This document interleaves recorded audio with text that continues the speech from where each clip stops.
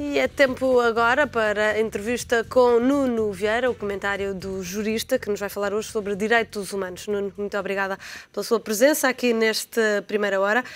Gostava de lhe começar por perguntar: os portugueses estão na rua em protesto pelos direitos mais elementares. Aliás, viu-se isso na passada manifestação que encheu as ruas de Lisboa e de outras cidades do país. Até que ponto é que a austeridade é compatível com os direitos humanos? Bom dia.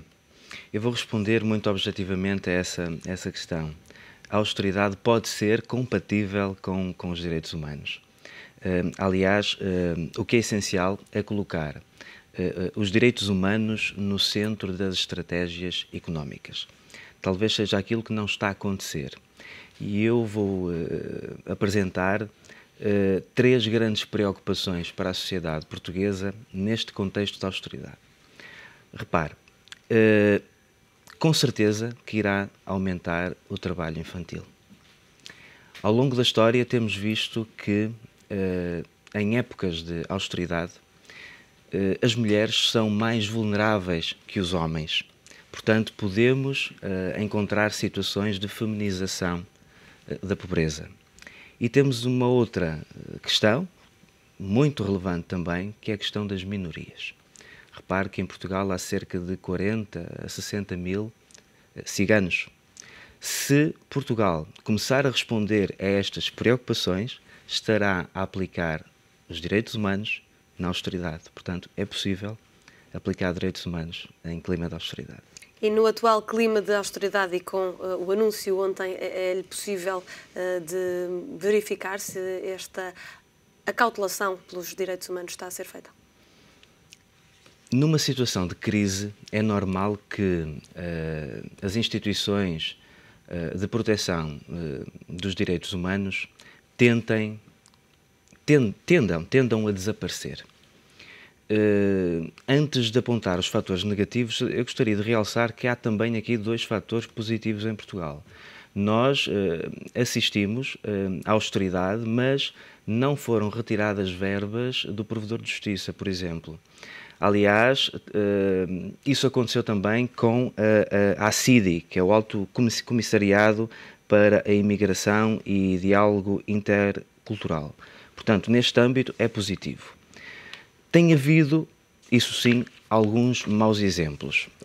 E eu vou trazer à colação um exemplo que marcou a semana passada. Portanto, o professor António Borges, que chamou ignorantes aos empresários que não aceitaram a TSU. Portanto, nós podemos retirar aqui três grandes conclusões dessa frase do professor António Borges. A primeira é que existe grupos de opinião políticos que ainda não se aperceberam da situação dramática que Portugal está a passar. Em segundo lugar, destas declarações, talvez possamos retirar a ideia de que a ideia, portanto, passo pleonasmo, a ideia da TSU poderá ter vindo do próprio professor António Borges. E em terceiro lugar, aqui uma questão mais política, nós estamos a assistir a uma asfixia do social pela economia. Os nossos governos estão a ler demasiados livros de economia. Talvez seja o momento de voltar a ler Voltaire. E eu passo esta ironia pelo seguinte. Dizia Voltaire que pode não concordar com a opinião do terceiro, mas lutará até à morte para que exista essa opinião. E se calhar Portugal precisa um bocadinho mais de política em detrimento da economia. E de mais opinião? E de mais opinião, de mais debate político, de mais concertação. Nós assistimos ontem às declarações do Sr. Ministro das Finanças e ele começou por dizer que no âmbito da concertação social, dos parceiros, portanto eu duvido que aquele conjunto, aquele elenco de medidas de austeridade tenham saído de um perfeito acordo. Portanto eu não acredito que tenha havido acordo.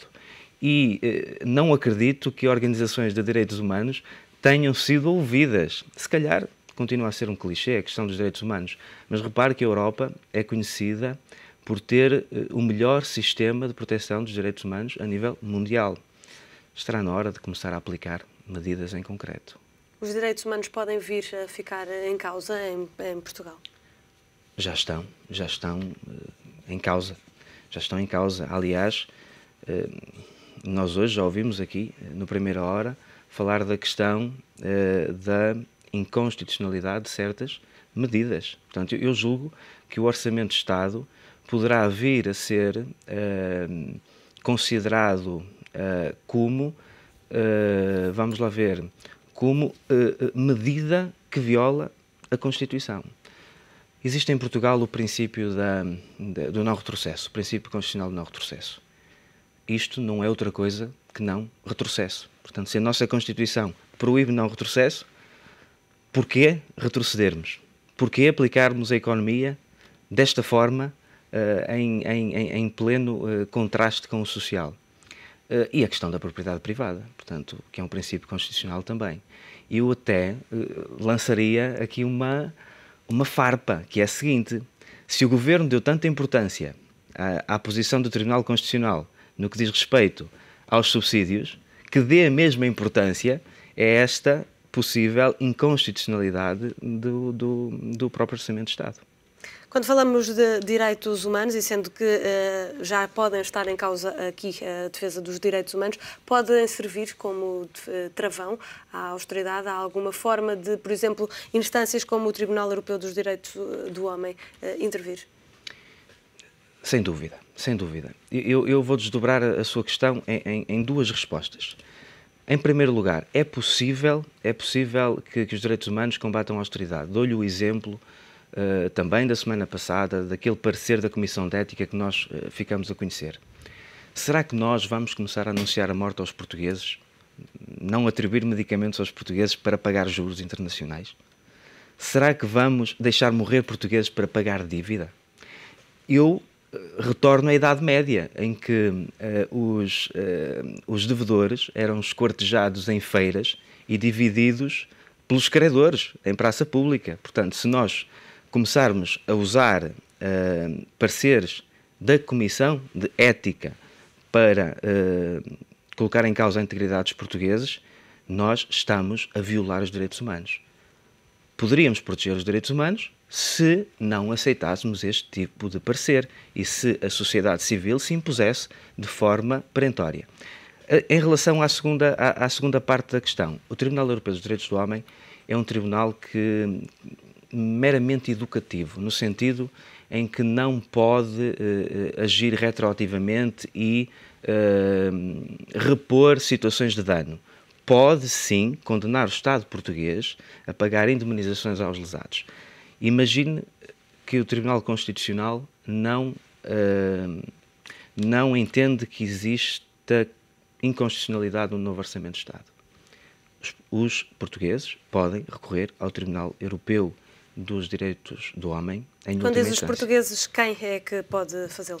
Qualquer cidadão que recorra em primeira instância a um tribunal português e prossiga nos recursos processuais normais, Tribunal da Relação, Supremo, e atinja hierarquicamente a última decisão, pode recorrer ao Tribunal Europeu dos Direitos do Homem, através de um direito de queixa, que é um direito de qualquer português. Nuno, estamos mesmo no limite do nosso Sim. tempo, temos de ficar por aqui. Contamos com a sua presença e comentário na próxima quinta-feira. Muito obrigado. Muito obrigado.